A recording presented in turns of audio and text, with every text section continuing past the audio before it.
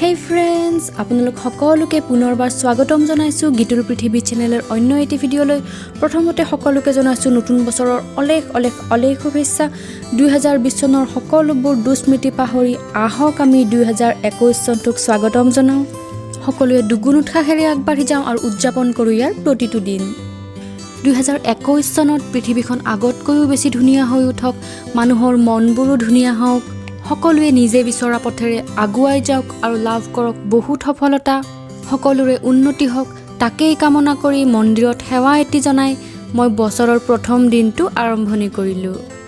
নতুন দিনটোক আদৰণি জনাবলৈ তাৰ আগদিনাৰ পৰাই চলিল বহুত প্ৰিপাৰেশ্যন। মুখ মিঠা কৰি পুৰণি বছৰটোক বিদায় জনালোঁ আৰু ৰাতিৰ পাৰ্টিৰ বাবে যা যোগাৰ কৰিবলৈ লাগি গ'লোঁ সকলোৱে। ইতিমধ্যে ৰাতিপুৱাতে মাছ মাংস আহি পাইছিল। এয়া হ'ল চিতল মাছ, 4 কেজি চিতল মাছ, 4 কেজি বৰালি মাছ, গাহৰি মাংস আৰু মুৰ্গী মাংসৰে এটা বিশাল পাৰ্টিৰ আয়োজন কৰা হ'ল। বছৰৰ শেষৰ দিনটোৰ স্মৃতিবোৰ সজীৱ কৰি ৰাখিবলৈ সকলোৱে এতিয়া হৈ আছো ফটো উঠোৱাত ব্যস্ত। আবেলিৰ খানাৰ বাবে আলু পৰঠা বনাই আছো। আনফালে ভণ্টিয়ে KFC ষ্টাইলত চিকেন ভাজি আছে। মই ভাবিছিলোঁ যে আজিৰ ৰাতিৰ খানাৰ দৃশ্যবোৰ আপোনালোকক দেখুৱাম, কিন্তু দুৰ্ভাগ্যবশতঃ কিবা কাৰণত সেইবোৰ ৰেকৰ্ডেই কৰা নহ'ল। গতিকে যিখিনি ৰেকৰ্ড কৰা হ'ল সেইখিনিকে এতিয়া আপোনালোকক দেখুৱাই আছোঁ।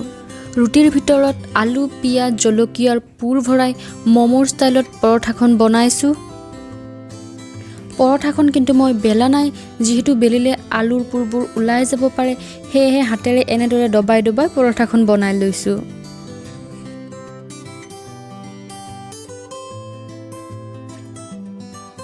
এতিয়া টাৱা এখনত সাধাৰণতে ৰুটি বনোৱাতকৈ অলপ বেছি তেল দিছোঁ, যিহেতু এইখন পৰঠা হয়, আৰু কম জুইত এনেদৰে ভাজি আছোঁ যাতে ই ক্ৰিস্পি হৈ যায়।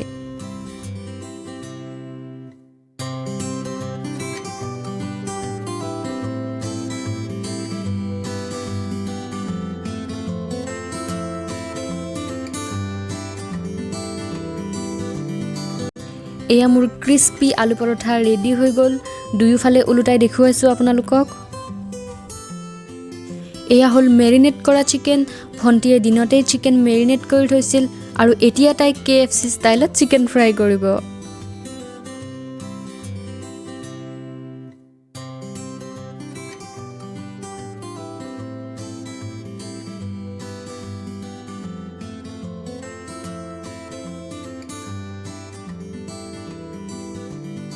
ইয়াত চিকেন ফ্ৰাই হৈ আছে, আনফালে হৈ আছে আলু পৰঠা, আৰু তাৰপিছত ইয়াত সিজি আছে গাহৰি মাংস।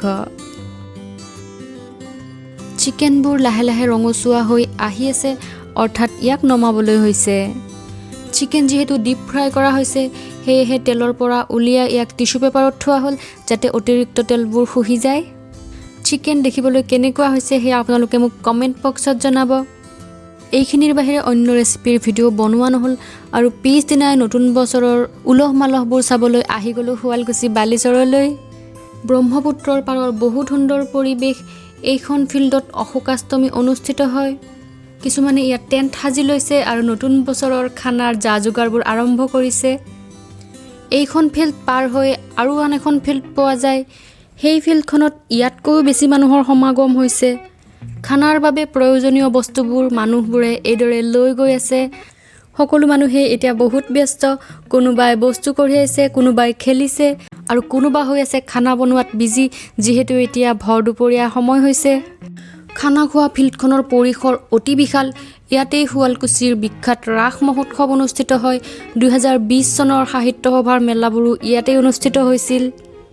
কেৱল এই দুখনেই ফিল্ড নহয়, ইয়াৰ পিছত আৰু ফিল্ড আছে য'ত মানুহে খানাৰ আয়োজন কৰি আছে। সকলোৱে এইদৰে লগ লাগি মিলিজুলি নতুন বছৰটো আদৰাৰ পৰিকল্পনাবোৰ চাই বহুত ভাল লাগিল।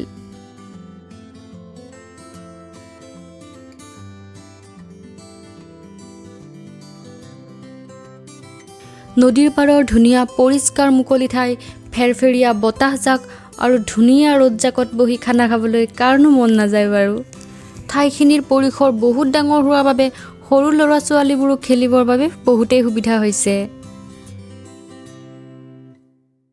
খানাৰ আয়োজনবোৰ চাই আমি চিনাকি পাৰ্টি এটাত সোমালোহি আৰু ভাবিলোঁ তেওঁলোকেনো কি বনাই আছে তাকে এবাৰ চাই লওঁ। জুইত বনাইছে যিহেতু সকলোবোৰ আঞ্জা টেষ্টিয়েই হ'ব। ইয়াত তেওঁলোকে মাছ, মাংস, বেঙেনা ভাজি, শুকান ভাজি, লুচি, বুটৰ দাইল, সিজোৱা কণী আদি বহুত আঞ্জাৰ আয়োজন কৰিছে। খানাৰ আয়োজন চাই আমি অলপ ওলাই আহিলোঁ। ইয়াৰ ওচৰতে আছে এটা শনি মন্দিৰ আৰু ভাবিলোঁ বছৰৰ প্ৰথম দিনটো ভগৱানক সেৱা কৰিয়েই আৰম্ভ কৰা যাওক।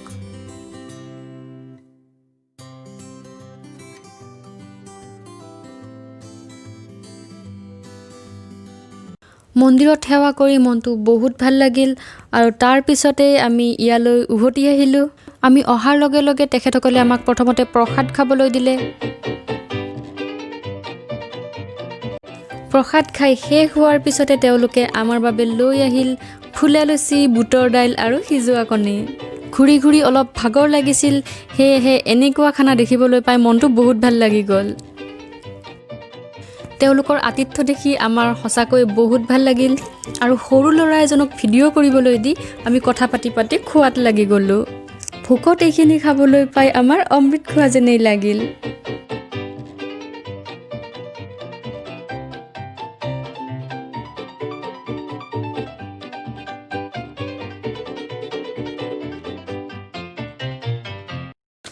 ফিল্ডখনৰ এফালে শুৱালকুছি উৎসৱ অনুষ্ঠিত হৈ আছে।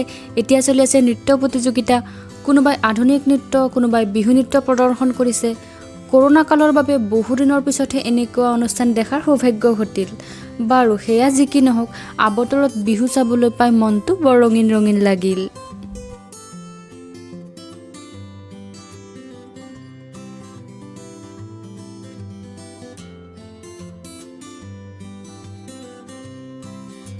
বিহু ডেন্স চাই আমি আকৌ খানাৰ পাৰ্টিলৈ উভতি আহিলোঁ। এতিয়া এখন চৌকাত মাছ ভাজি আছে আৰু আনখন চৌকাত হৈ আছে চব্জি।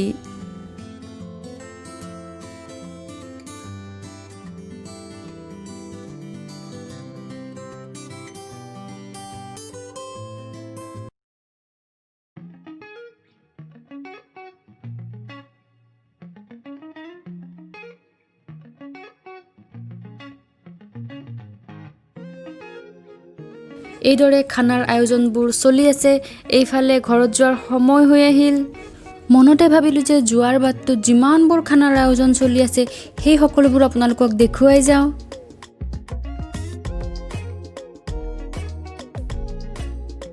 এইটো হ'ল মই অলপ আগতে সেৱা কৰি অহা শনি মন্দিৰটো। ৰাস্তাটোত মানুহৰ বহুত ভিৰ হৈছে। ইয়াক এখন সৰু সুৰা ৰাস বুলিয়েই ক'ব পাৰি।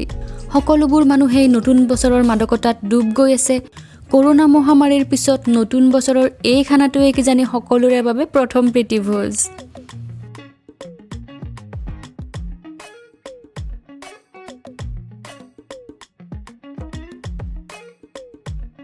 ধুনীয়া ধুনীয়া গছবোৰৰ মাজেৰে গৈ থাকোঁতে ৰাস্তাতে পালোঁ গান্ধী আশ্ৰম।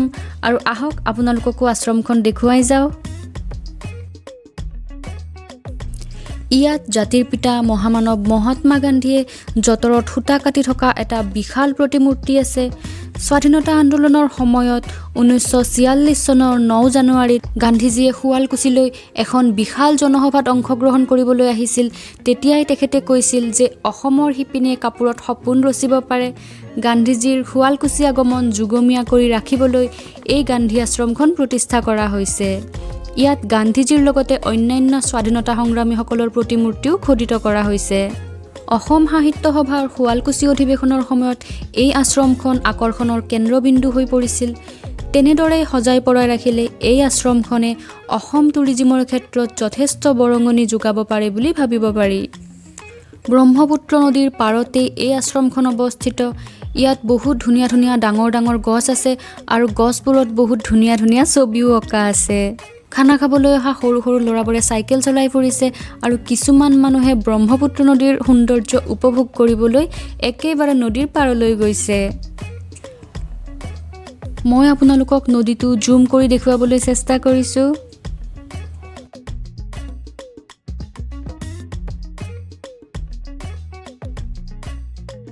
এই সকলোবোৰ চাই চিতি এতিয়া মই ঘৰমুৱা হ'লোঁ। সিপাৰে আন এখন ফিল্ডত খানা খাবলৈ অহা বহুত মানুহৰ ভিৰ হৈছে সেয়েহে গাড়ী সোমোৱাটো বন্ধ কৰি দিছে আৰু সেই কাৰণে আমি আন এটা ৰাস্তাৰে আহিবলগীয়া হ'ল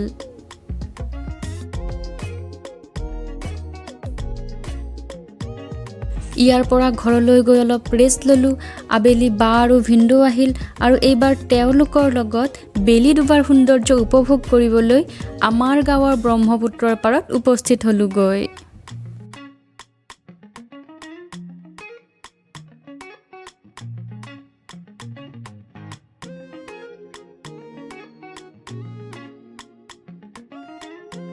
প্ৰকৃতিৰ বুকুত হাঁহি ধেমালি কৰি আমি আটাইকেইজনে ইচ্ছামতে ফটো উঠিলোঁ বেলিটো লাহে লাহে ডুবিবলৈ আৰম্ভ কৰিছে তথাপি কিন্তু আমিবোৰে ফটো উঠিবলৈ এৰি দিয়া নাই নতুন বছৰৰ ধুনীয়া স্মৃতিবোৰ আমি কেইজনে কেমেৰাত বন্দী কৰি ৰাখিলোঁ বেলি ডুবাৰ পিছত আমি ঘৰলৈ উভতি আহিলোঁ এনেদৰে আমি নতুন বছৰৰ প্ৰথমটো দিন উদযাপন কৰিলোঁ তো বন্ধুসকল এইটো আছিল আমাৰ নতুন বছৰৰ স্পেচিয়েল ভিডিঅ' আশা কৰোঁ আপোনালোকে ভিডিঅ'টো চাই ভাল পালে যদিহে ভাল পালে তেনেহ'লে লাইক শ্বেয়াৰ আৰু ছাবস্ক্ৰাইব কৰিবলৈ নাপাহৰিব শেষত সকলোকে আকৌ নতুন বছৰৰ শুভেচ্ছা জনাই আজিৰ ভিডিঅ'টিৰ সামৰণি মাৰিলোঁ